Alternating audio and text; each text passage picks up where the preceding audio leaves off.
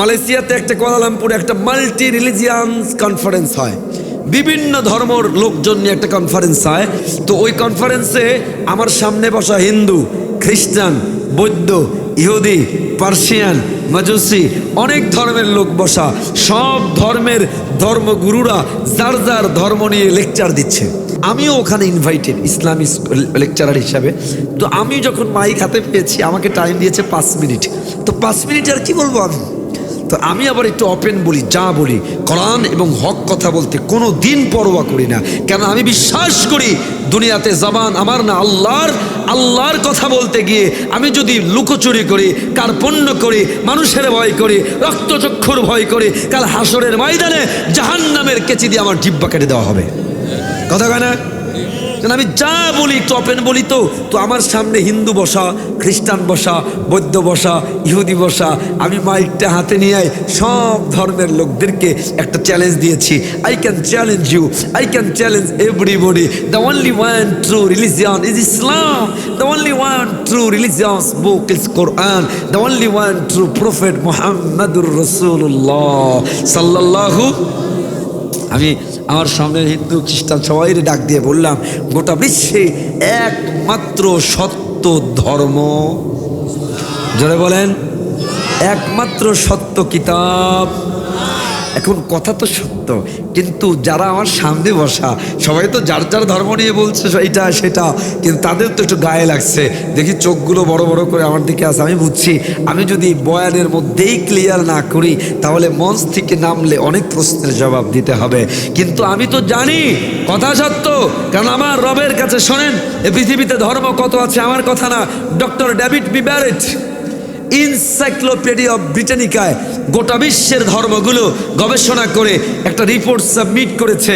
তিনি দেখিয়েছেন এ পৃথিবীতে প্রায় ধর্ম আছে মোর দ্যান 43,000 রিলিজিয়ান, প্রায় 43,000-এর বেশি ধর্ম আছে। কত হাজার বলেন দেখি, কত হাজার? আচ্ছা আপনারা বলেন তো, 43,000 ধর্মের ভিতরে আমার রবের কাছে, মালিকের কাছে, আল্লাহর কাছে একমাত্র অ্যাকসেপ্টেবল, চয়েসফুল, গ্রান্টেড, গ্রহণযোগ্য ধর্ম একমাত্র কয়টা? আওয়াজ দিয়ে বলেন দেখি কয়টা? নাম কি? ইসলাম। বলেন নাম কি? এই কথাটা আমার না, কথাটা কার? কোরআনুল কারীমের 3 নম্বর পারা, 3 নম্বর সূরা আলে ইমরান 19 নম্বর আয়া। আল্লাহ রাব্বুল আলামিন বলেন, ইন্নাদ-দীনা ইনদাল্লাহিল ইসলাম।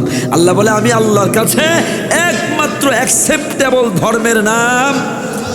তা আমি তো সত্যটাই বলেছি, কিন্তু হিন্দু খ্রিস্টানদের মেজাজ খারাপ হয়েছে। তখন আমি তাদেরকে একটু ডাক দিয়ে বললাম, কথাগুলো মনে রাখবেন, আমি এই পৃথিবীতে খ্রিস্টান আছে প্রায় 400 কোটি।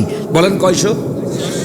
আমি খ্রিস্টানদেরকে ডাক দিয়ে বললাম, এ খ্রিস্টান ভাইরা, give me 1 copy of Bible originally. খ্রিস্টানদের কিতাবের নাম বাইবেল। বলেন তো কি নাম? বাইবেল। আমি খ্রিস্টানদেরকে ডাক দিয়ে বললাম, এ খ্রিস্টান ভাইরা, give me 1 copy of Bible originally. এ খ্রিস্টান ভাইরা, গোটা পৃথিবীর খ্রিস্টানরা মিলে আপনাদের কিতাব যেটা ধর্মগ্রন্থ বাইবেল, আপনাদের বাইবেলের অরিজিনালটার নাম ইনজিল, নবী ঈসা আলাইহিস সালামের উপর নাজিল হয়েছে। আমি বললাম, এ পৃথিবীর খ্রিস্টান ভাইরা, গোটা বিশ্বের খ্রিস্টানরা মিলে আপনাদের কিতাব বাইবেলের একটা অরিজিনাল কপি আমারে দেন। If you can give me, if you can show me 1 copy of Bible originally, I must surrender here. আমি এই জায়গায় দাঁড়ায় সারেন্ডার হয়ে যাব। আমি যখন এই চ্যালেঞ্জ ছুড়ে মারছি, এইবার খ্রিস্টানদের চোখ আর বড় নাই, চোখগুলো ছোট হয়ে গেছে।